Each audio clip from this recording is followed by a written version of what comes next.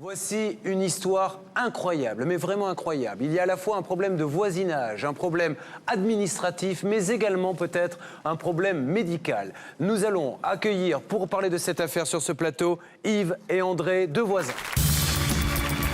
Dans cette affaire, il y a des voisins exaspérés par le comportement d'une de leurs voisines qui entasse des détritus dans son jardin. Madame, écoutez-moi, je suis d'accord avec vous, mais madame, écoutez-moi une seconde, je vous en supplie. Pour Sans Aucun Doute, c'est une affaire qui commence tout de suite. Yves André, bonsoir, bienvenue sur le plateau de Sans Aucun Doute. Bonsoir. Dans la voix de Christophe Pietri, on a compris il y a quelques instants le fond du problème. Qu'attendez-vous ce soir tous les deux de cette émission ? Eh bien, nous attendons qu'une solution définitive soit trouvée à ce problème qui nous préoccupe, nous, en tant que voisins, mais qui préoccupe effectivement tout le quartier depuis maintenant de très longues années. Plus de 30 ans. Le reportage va donc bien expliquer à nos téléspectateurs de quoi il s'agit. Une voisine qui a certainement un trouble que le docteur Courtois va nous expliquer dans quelques instants, qui amasse les poubelles comme si elle les collectionnait chez elle. Et du coup, c'est terrible pour les voisins. Non mais moi, je tiens à préciser que c'est pas contre cette dame-là qu'on en veut. Vous voyez ce que je veux dire ? Parce que cette dame-là est dans la détresse. Et nous, on veut, pour ainsi dire, par le biais de votre émission, et puis peut-être... Régler votre problème et le sien. Et puis la sortir de cette position qu'elle a actuellement, quoi. Jusqu'à combien de sacs de poubelles elle peut entasser dans son jardin ? Et moi, je peux vous dire, une fois, la mairie est venue, ils ont mis une benne de 20 mètres cubes, en 1 heure de temps, ils l'ont remplie.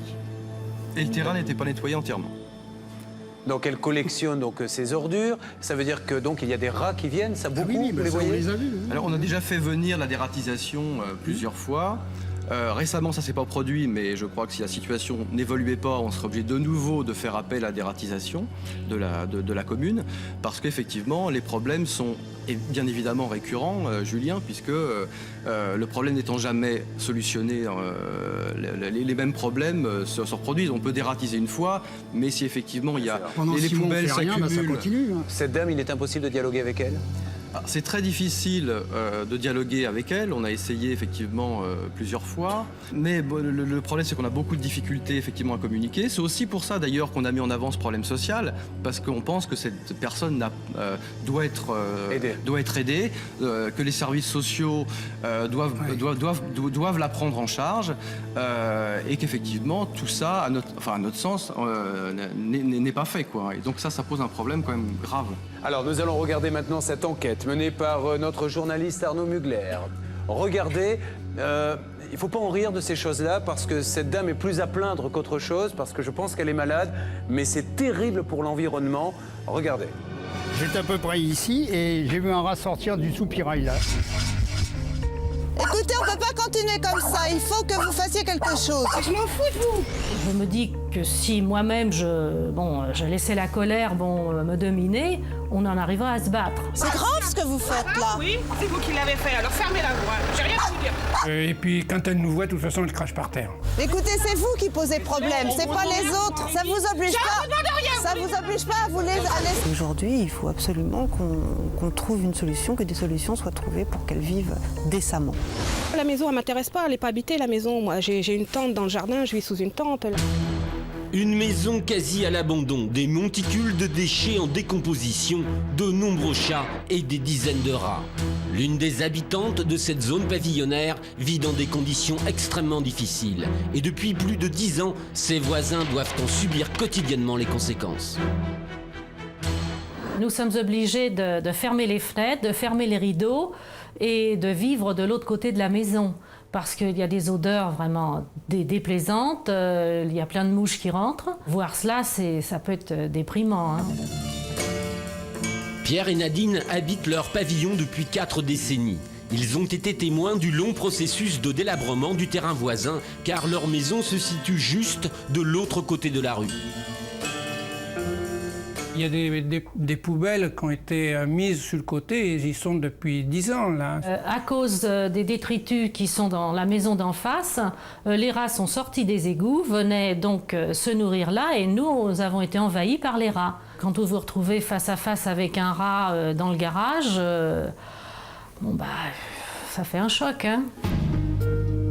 Plus que les détritus, les animaux nuisibles et les odeurs pestilentielles, la grande inquiétude du couple est la menace constante de chute de tuiles sur la chaussée. Un jour, ça va tomber. Et ça fait au moins 15 ans qu'il manque des tuiles là-haut en plus. Vu l'état de la maison, vu la dangerosité de la situation, il est impératif que les autorités fassent quelque chose. C'est sûr qu'il y a mise en danger la vie des gens qui passent en dessous. André habite à quelques maisons de là. Excédé lui aussi par ses nuisances quotidiennes, il tient à nous donner son point de vue sur une situation intolérable à ses yeux. C'est dangereux, regardez, il y a des tuiles. Moi j'étais dans le bâtiment avant, regarde. Premier coup de vent, les tuiles elles sont par terre. Hein. Ça vous tombe sur la tête. Non mais c'est... Non, il y a un risque. Hein, là. Je sais pas, moi, faut casser tout, faut démolir tout ça, faut assainir, hein, pas de problème. Mais assainir, faut tout raser. Il n'y a aucune rénovation à faire. Hein. André est excédé par les ordures entassées au fil des ans et l'état de délabrement de la maison. Comme tous ses voisins, il souhaite simplement qu'une vraie solution soit enfin trouvée. C'est contraignant au bout d'un moment, c'est vrai que c'est pour ça quand les voisins ont dit on fait quelque chose, et ben j'ai dit moi je m'associe parce que il faut faire quelque chose, quoi. Il faut faire quelque chose. Moi je pense que c'est pas normal qu'en 2005 on puisse avoir ça en pleine ville, en pleine commune quand même. Ne plus subir de telles nuisances, c'est la volonté de tout le voisinage. Intriguée par la présence inhabituelle de ses nombreux voisins devant son portail, la propriétaire de la maison s'approche soudain. La confrontation est inévitable. On ne peut pas continuer comme ça, il faut que vous fassiez quelque chose. Je m'en fous de vous, vous pouvez faire ce que vous voulez. Mais on ne peut pas tolérer cette situation. Vous accumulez des ordures comme ça tout le temps. Qu'est-ce que ça peut vous foutre? Mais comment vous pouvez vivre comme ça? Ça nous gêne, nous on aime bien vivre dans la propreté, dans la sainteté. Moi je m'occupe de chez moi, et chez moi c'est... J'ai failli me faire mordre par un rat. Mais je l'ai vu de mes propres yeux et il y en a d'autres qui l'ont vu aussi. Hein. Ouais, ça. Oui, parfaitement madame. C'est pas eux qui ont fait là, celui qui travaille à la mairie, là, regardez qui se cache là. C'est pas lui qui a fait appeler les pompiers à chaque fois. C'est pas ceux-là qui ont fait démolir le toit, les fameuses tuiles. Hein? C'est pas eux qui l'ont fait. Ça vous oblige pas. Je vous demande rien, ça vous oblige pas. Le dialogue entre voisins est à nouveau rompu. Nous tentons de prendre le relais. Après de longues minutes de négociation, la propriétaire du terrain accepte de répondre à nos questions. On n'achète pas une maison à côté d'une femme qui est dans cet état-là. Ou si on l'achète, on le fait en conséquence de cause, je veux dire. On se plaint pas après, on se plaint avant. Ou on ne l'achète pas, on fait marquer au vendeur un truc, je sais pas, il y a des choses que je comprends pas. Après, on se sert de sa position pour faire partir la personne, ça, c'est chacun et sa conscience, hein, je veux dire. On peut rien y faire, hein. Il y a des gens qui disent bonjour, il y en a qui disent pas bonjour, moi. Il y en a plein à qui je dis bonjour, je connais depuis que je suis petite. Bon, ceux-là, je parle pas parce qu'ils ont appelé les pompiers pour faire démolir le toit. Ceux-là, je parle pas parce qu'ils appelaient les pompiers chaque fois pour emmener maman à la mairie. Bon, enfin, à l'hôpital.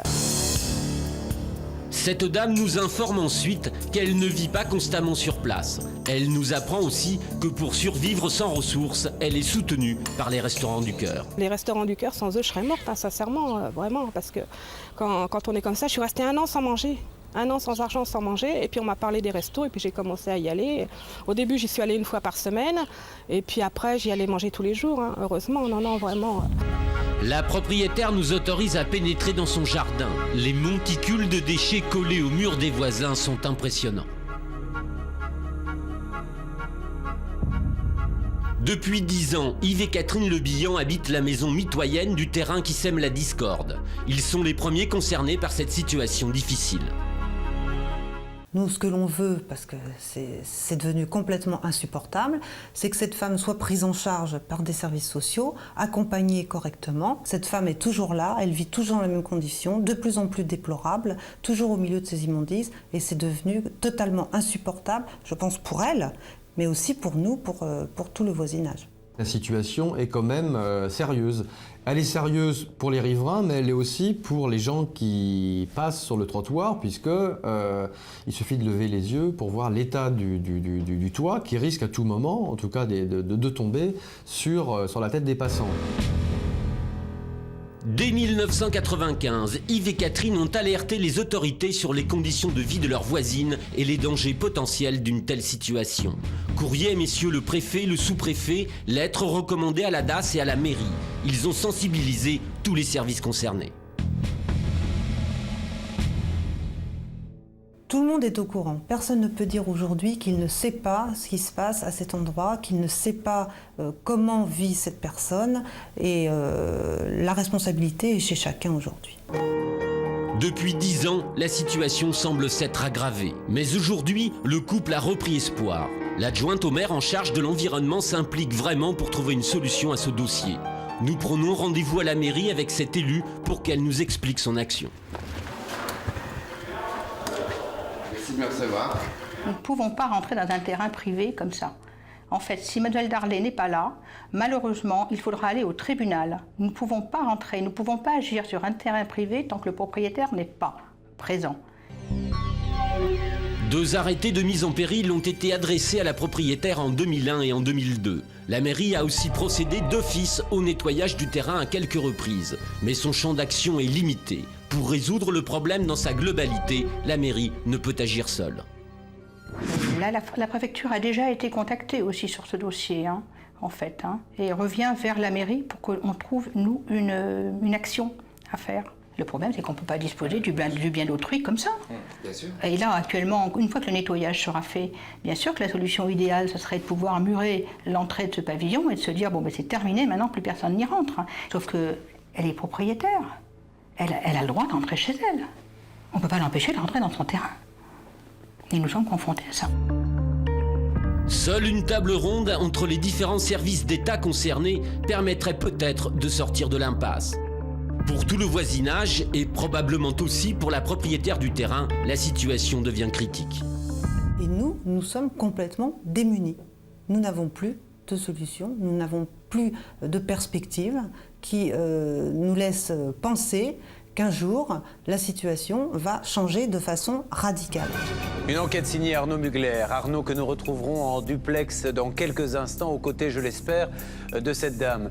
Alors, c'est vrai que nous n'avons pas pu filmer à l'intérieur de la maison, puisque c'est une propriété privée, bien évidemment, mais on a vu à un moment donné une photo avec cet amas de poubelles. C'est comme ça sur tout le terrain ? Oui. C'est comme ça sur l'ensemble du terrain.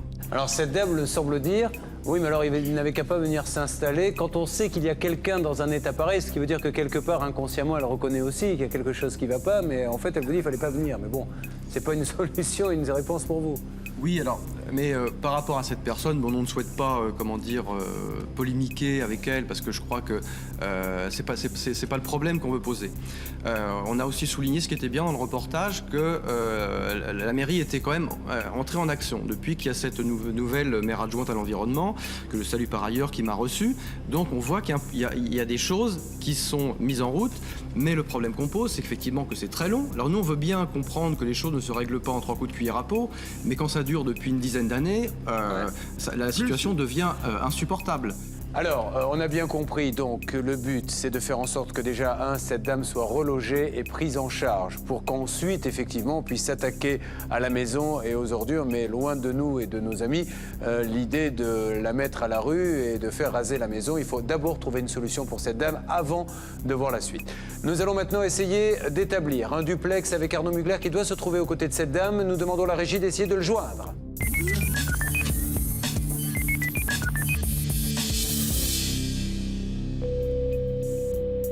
Allô ? Oui, bonjour Julien. Arnaud, donc vous allez vous rapprocher de cette dame et nous allons essayer de dialoguer avec elle.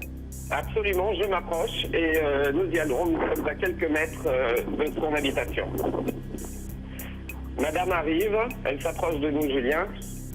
Bonjour madame. Vous allez bien ? Bonjour madame. Vous allez bien ? Je suis avec Julien Courbet et tous les avocats de l'émission et je voulais vous proposer de pouvoir éventuellement discuter directement avec Monsieur Courbet et peut-être trouver une solution pour que, premièrement, que cette situation dans le voisinage se détende un petit peu et ensuite qu'une solution globale soit trouvée pour sortir de cette situation. Vous êtes d'accord ? Ah oui, absolument. Super. Mais écoutez, je vous passe le téléphone. Julien, je vous passe maintenant cette dame qui accepte avec plaisir de discuter avec vous. Bonjour. Oui, bonjour madame. Merci 1000 fois d'avoir la gentillesse de bien vouloir dialoguer avec nous. Donc madame, vous avez compris que nous essayons simplement de trouver une solution qui convienne à tout le monde, y compris à vous. Est-ce que vous pouvez nous expliquer pour qu'on comprenne bien ce qui vous amène ou vous pousse à entasser des ordures plutôt que de les mettre dans les conteneurs disposés à cet effet ? Alors, le problème, c'est que moi, quand maman est décédée, il y avait déjà, c'était une vieille femme de 75 ans qui n'avait pas, enfin, qui avait entassé déjà. Et donc, moi, j'ai commencé à nettoyer l'intérieur de la maison, à nettoyer les jardins, l'extérieur. Et donc, ce que je reproche, c'est qu'on m'a même pas proposé. J'ai demandé qu'on me donne justement les containers et tout. On m'a dit, il faut les payer, vous n'avez pas d'argent, donc on ne vous les donne pas. Donc déjà, le problème est parti de là. Là, j'ai pas eu de moyens pour acheter des sacs poubelles. Donc c'est déjà, il y a un minimum de choses qui m'ont manqué. Nous suggérons à notre voisine de faire venir une benne pour pouvoir y déverser ses ordures. Elle nous dit que c'est un service municipal payant qu'elle ne peut pas s'offrir. Néanmoins, si ce conteneur existait, elle l'utiliserait. Alors, le premier point pour les ordures, donc on est bien d'accord que si la mairie vient tout vider, si on met un conteneur gratuit, bien évidemment à votre disposition, il n'y aura plus de problème d'ordures. Reste le deuxième problème, qui est celui donc de la maison et surtout de la toiture, car apparemment la toiture serait dangereuse. Bah, disons que j'ai un voisin, quand la maison était inhabitée, un peu après la mort de maman, qui a fait venir les pompiers et qui a fait démolir le toit. Les pompiers ont démoli à coups de hache. Donc c'est sûr que depuis, elle est plus instable qu'elle était avant. Bien sûr. C'est logique. Alors, je me tourne vers Yves et André. Bon, visiblement, cette dame montre sa bonne volonté, à condition qu'on vide son jardin et qu'on lui donne un container. C'est déjà une première avancée. Qu'avez-vous à dire là-dessus ? Bah, écoutez, nous, ça nous satisfait que le terrain soit nettoyé, puisque c'est une demande qu'on fait depuis longtemps. Hein. On a même fait une pétition dans toute la rue. Donc pour appuyer cette demande, puisque les nuisances sont un peu collectives quand même. Nous proposons à notre voisine de contacter les services sociaux de la mairie pour l'aider financièrement et pourquoi pas être relogée. Nous lui demandons également si elle songe à vendre cette maison que manifestement elle ne peut pas entretenir. C'est le cas, mais elle ne sait pas à qui s'adresser.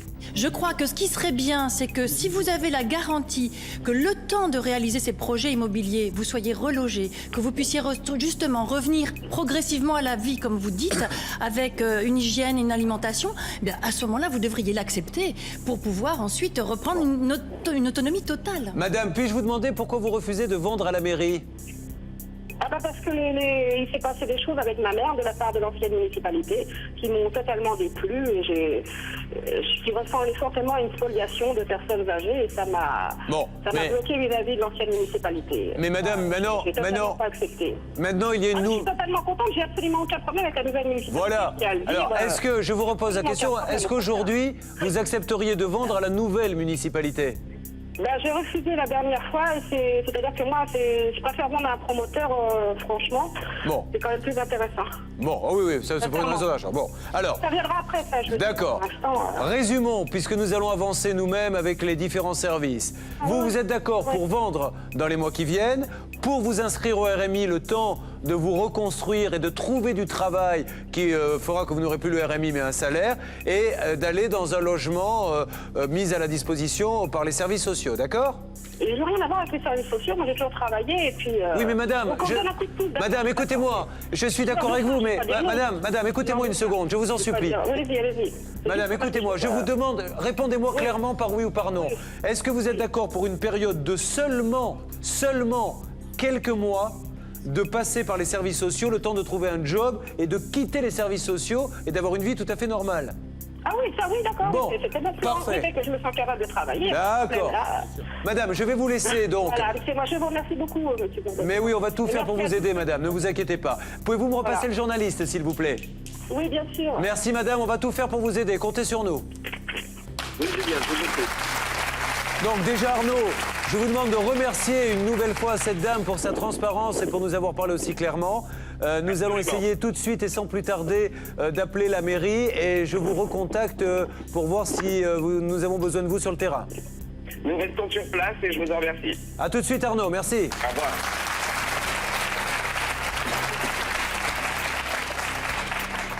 Ne perdons pas de temps, nous appelons tout de suite la mairie pour leur faire part de cet échange que nous avons eu avec cette dame. La régie fait le numéro. Nous contactons le député maire de la commune. Nous lui expliquons rapidement le cas de cette dame qui semble ne plus pouvoir faire face. Il connaît le dossier. Elle souhaiterait avoir un logement social, toucher le RMI où elle s'inscrirait pendant quelques temps pour pouvoir se reconstituer physiquement de manière à retravailler et à repartir dans le circuit. C'est un élément nouveau. Donc, à partir du moment où elle est volontaire, le souci, c'est qu'on a toujours trouvé quelqu'un en face de nous qui n'était pas volontaire pour s'inscrire au RMI, pour demander un logement social, etc. Donc, tous les moyens qu'on développait devant elle étaient des moyens qu'elle ne souhaitait pas prendre. Donc, si ce qu'on est en train de faire, et les uns et les autres en ce moment, l'amène à cela, moi, j'y vois la meilleure chose possible. Donc dans ces cas-là, quelle serait la meilleure solution? Que vous la receviez ou que quelqu'un de chez vous la reçoive? Non, je crois qu'il faut qu'on aille plus loin. C'est-à-dire qu'à ce moment-là, je souhaite développer un rendez-vous à deux de façon à ce qu'elle puisse avoir en face d'elle les différents décideurs qui pourront l'amener à dire un oui et à signer immédiatement. Parce que le oui, elle nous l'a dit plusieurs fois, mais elle ne l'a jamais compris. Oui, et là, je ne suis pas certain, pour tout vous dire, que le oui qu'elle nous ait donné, elle ne l'ait pas donné pour nous faire plaisir. Alors, justement, c'est pour ça que le seul moyen, pour moi, c'est qu'elle puisse avoir dans un même jour les différents acteurs qui puissent enregistrer son oui et la faire signer tout de suite. Quoi. Bien. Alors maintenant, admettons que ça ne marche pas, qu'en fait elle change une nouvelle fois d'avis. Comment on se sort pour ces riverains de cette situation?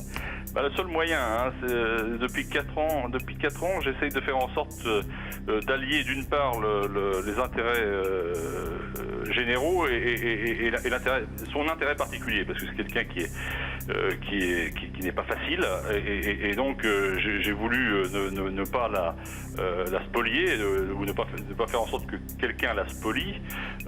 C'est supportable jusqu'à un certain temps. Dans cette affaire, le temps est compté. Les voisins en ont assez. À la mairie, on voudrait trouver une solution négociée mais rapide. Alors, nous avons eu le député-maire en ligne. Est-ce que vous êtes d'accord pour aller le rencontrer? Comment va réagir notre voisine? Va-t-elle accepter une solution qui semble aussi indispensable qu'urgente? Rien n'est moins sûr.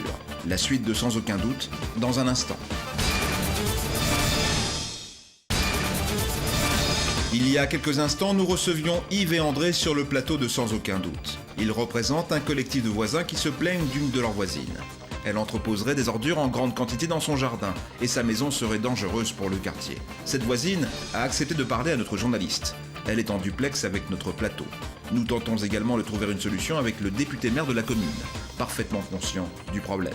J'essaye de faire en sorte d'allier d'une part les intérêts généraux et son intérêt particulier, parce que c'est quelqu'un qui n'est pas facile, et donc j'ai voulu ne pas la spolier ou ne pas faire en sorte que quelqu'un la spolie.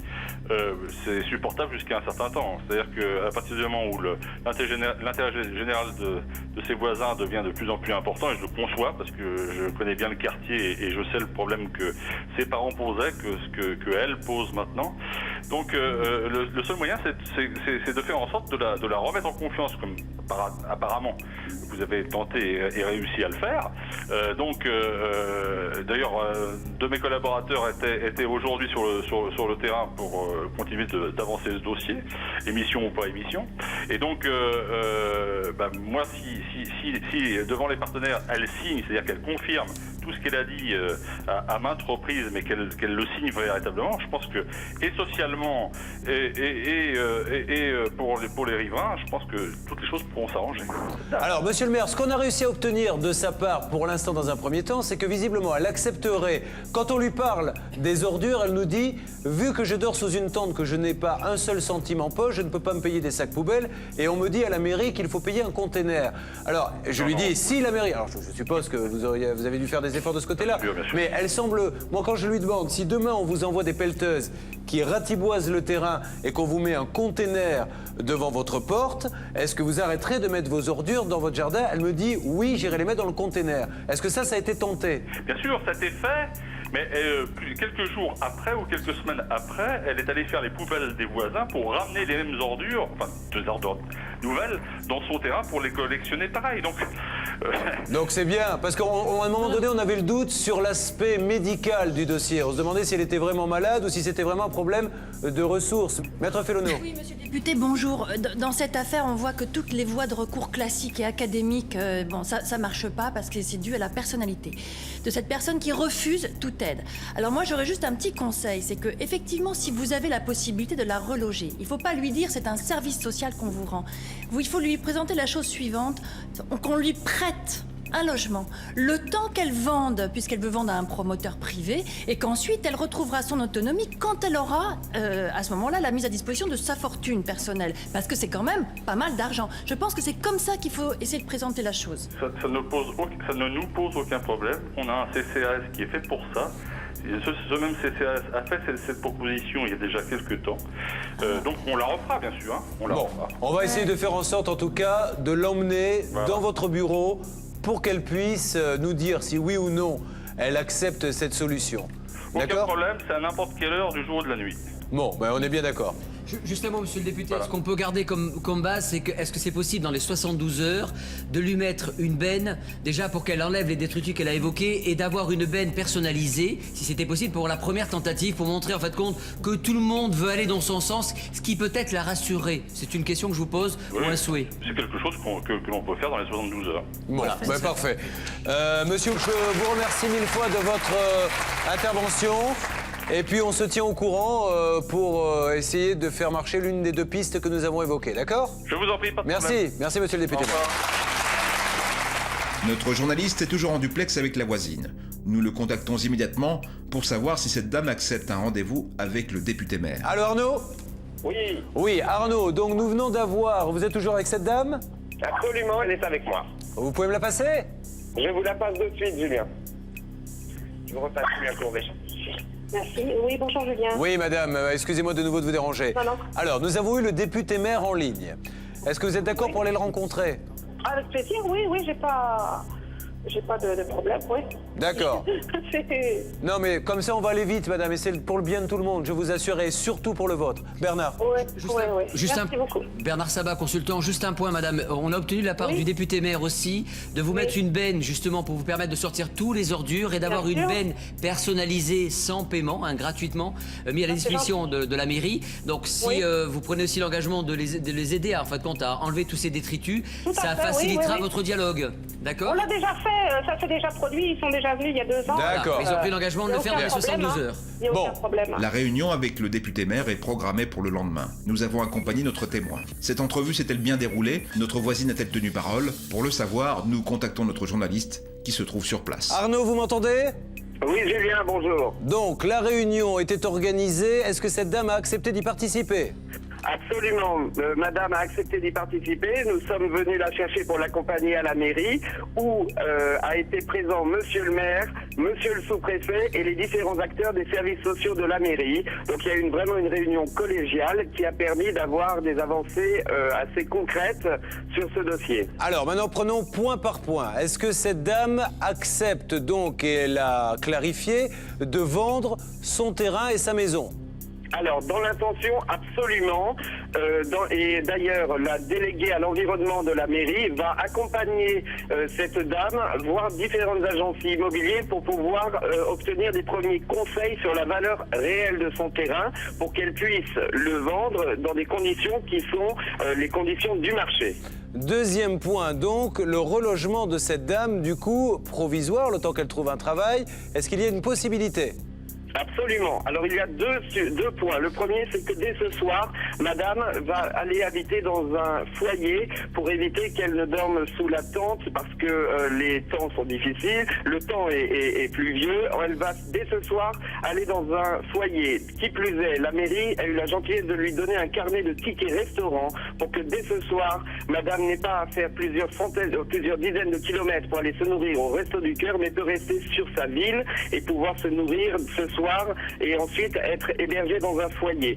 Sur le deuxième volet, qui est un logement beaucoup plus sédentaire, pendant les 6 prochains mois, madame va être relogée d'une manière temporaire mais réelle. Et ce qui est très intéressant, c'est que les choses vont être en action rapidement. Mais il faut pour ça, vous l'imaginez bien, quelques jours pour que tous les papiers... En attendant que l'appartement arrive, déjà ce soir, elle ne dort pas sous sa tente et elle va pouvoir en plus manger à sa faim.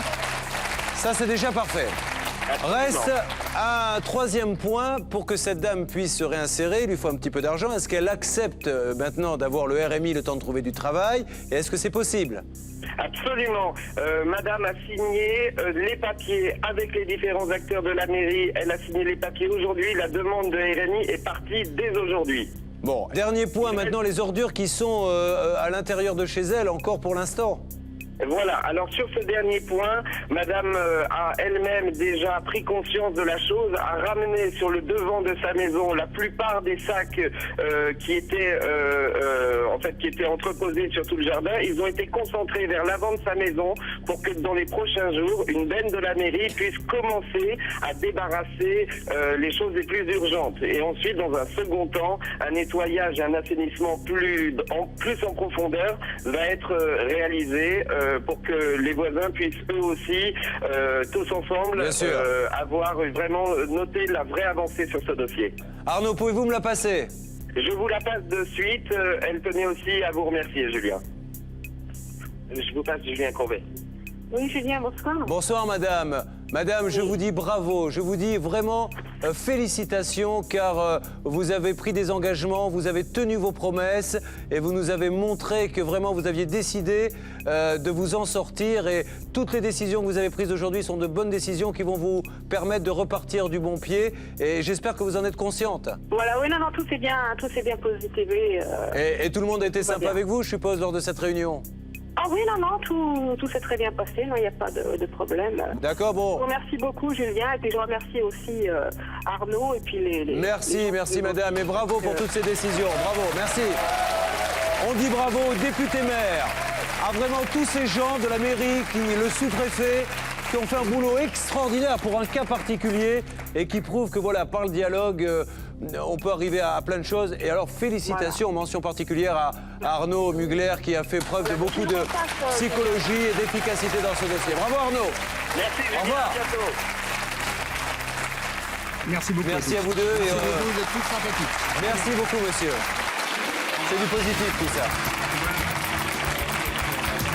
Grâce à vous, elle va peut-être pouvoir obtenir quelque chose et se sortir de cette galère qui dure depuis des années. Voilà. Donc je remercie TF1 et l'équipe, c'était très bien.